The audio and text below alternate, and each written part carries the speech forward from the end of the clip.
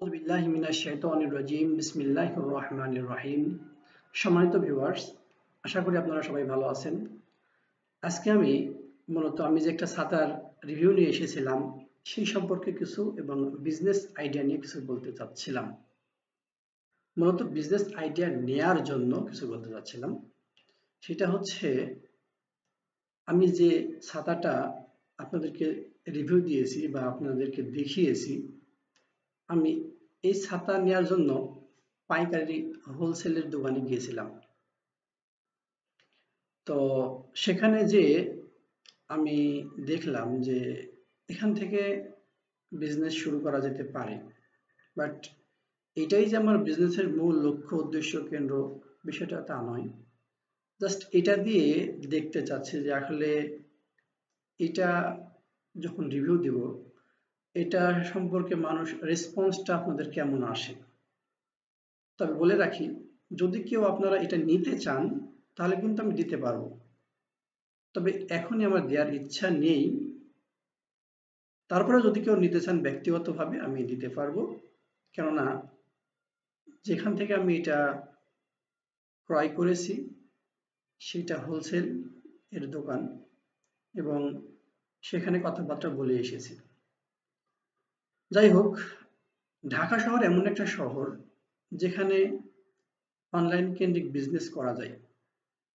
তবে হ্যাঁ, বিজনেস করার ক্ষেত্রে আমার যেটা মনে হয়, প্রথমত প্রোডাক্টের মান হতে হবে সবচাইতে ভালো, শুরু থেকে শেষ পর্যন্ত।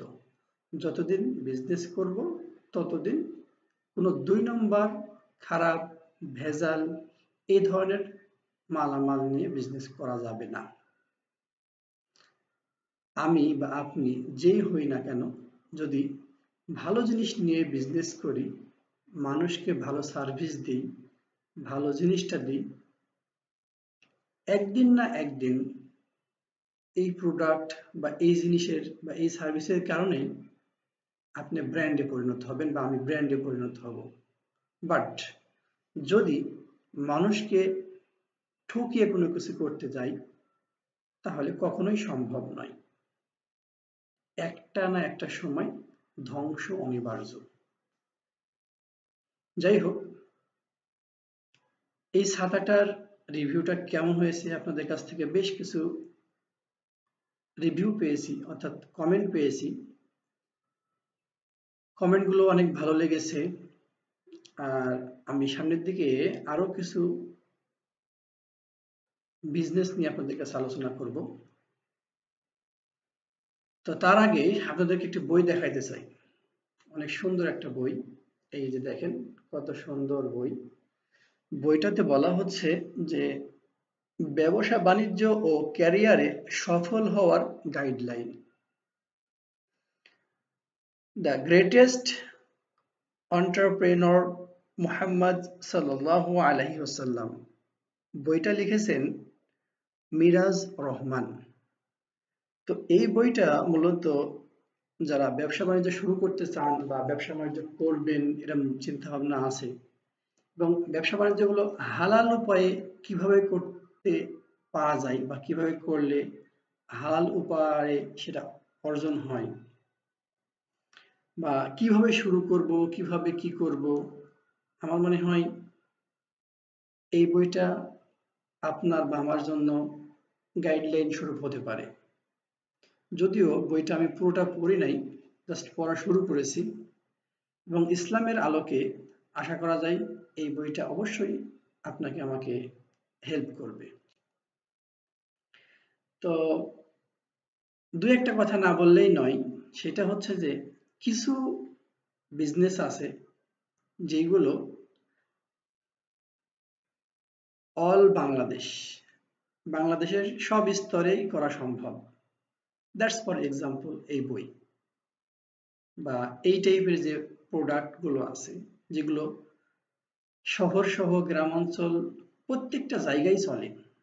যেমন এই বইটা যদি কেউ নেয়, তাকে পারচেজ করে এখান থেকে রাজশাহী, ঢাকা, ঢাকা থেকে রাজশাহী, রংপুর, দিনাজপুর, বরিশাল, এই যে বিভিন্ন বাংলাদেশের বিভিন্ন অঞ্চলে কিন্তু এটা পৌঁছানো সম্ভব খুব ইজি।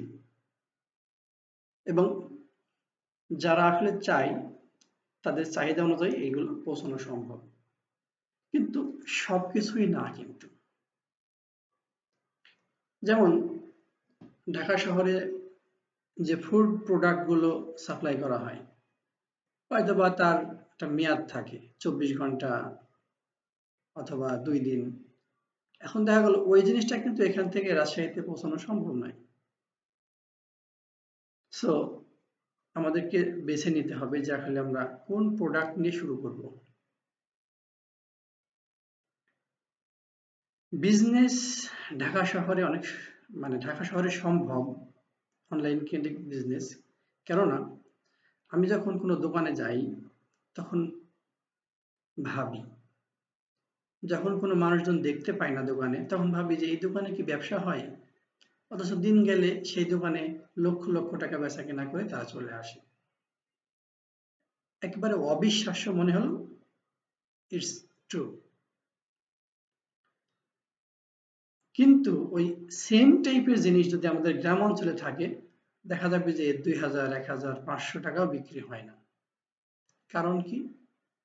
কারণটা হলো, আমি আমাকে দিয়ে বোঝাচ্ছি, আমি কোন প্রত্যন্ত গ্রাম অঞ্চলের একজন ছেলে যে কিনা ঢাকা শহরে এসে ওই দোকানে যাচ্ছি ওই একটা প্রোডাক্ট নিতে। কিন্তু এই সেম দোকানটা বা তার সাথেও যদি বেশি মাল নিয়ে আমাদের গ্রাম অঞ্চলে কোনো একটা জায়গায় থাকা হয়, এই ঢাকা শহরের যারা বসবাসকারী লোক এরা কিন্তু ওইখানে যাবে না। ওই বরিশাল থেকে লোক এসে আমাদের কিন্তু রাজশাহীতে যাবে না কোনো একটা প্রোডাক্ট নিতে, রংপুর থেকে আসবে না, ঠাকুরগাঁও থেকে আসবে না, ফরিদপুর থেকে যাবে না। কিন্তু বাংলাদেশের বিভিন্ন এলাকা থেকে সেই মানুষগুলো কিন্তু ঢাকার উদ্দেশ্যে আসে। এইখানে মানুষ উপার্জন করতে আসে, চাকরি বাকরি, যার যে পেশা, এইখানে তাদের রুজি রোজগারের জন্য আসে। আর এইখানে এসেই তারা ওই ধরনের প্রোডাক্টগুলো সংগ্রহ করে, যার যা যে প্রয়োজনগুলো হয় সেই প্রয়োজনগুলো এইভাবে সেরে নেয়। এবং ঢাকা শহরের জনসংখ্যা অত্যধিক হওয়ার কারণে এখানে বিজনেসটাও ভালো হয়। দেখেন এখানে যারা এই যে ফুড প্রোডাক্ট নিয়ে কাজ করে, এই ফুড প্রোডাক্ট গ্রাম অঞ্চলে কোনোভাবেই সম্ভব না। অথচ এই ঢাকা শহরে যারা বিজনেস করে তাদের বিজনেস দেখুন অনেক রমরমা বিজনেস, ভালো মানের বিজনেস। তো যাই হোক, যেটা বলতে চাচ্ছিলাম সেটা হচ্ছে যে আশা করি আপনাদের ভালো লাগবে। এই যে বইটার যে রিভিউ দিলাম, রিভিউ না ঠিক, বইটার নামটা আপনাদেরকে জানালাম, যে বইটাও বেশ কার্যকরী, পড়তে পারেন আপনারা। এবং যদি কোরআন সুন্নাহর আলোকে আমরা হালাল উপায় উপার্জন করতে পারি, আশা করি এটা যেমনি ভাবে আমাকে উপকৃত করবে, তেমনি ভাবে যারা সার্ভিস নেবে তাদেরকেও ভালো জিনিসটা দেবে, প্লাস তারাও উপকৃত হবে এবং আমরা মনের দিক থেকে তৃপ্তি লাভ করব এবং আল্লাহর কাছে আমরা দায়বদ্ধ থাকব না।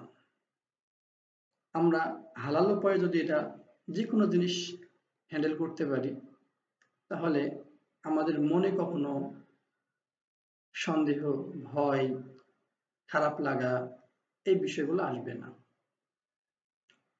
সো দ্যাট আমরা যেটা করতে পারি, একটা প্ল্যান মাফিক আগাইতে পারি বিজনেস নিয়ে। তো আমার জন্য দোয়া করবেন, আমি চেষ্টা করব একটা বিজনেস শুরু করার, দেখি শুরু করা যায় কিনা। আপনাদের সকলের কমেন্টের আশায় আজকের এই ভিডিওটা শেষ করব। তবে শেষ করার আগে সকলের কাছ থেকে কমেন্ট চাই এবং সকলের সুস্বাস্থ্য কামনা করে আজকের মতো বিদায় নিচ্ছি। আসসালামু আলাইকুম।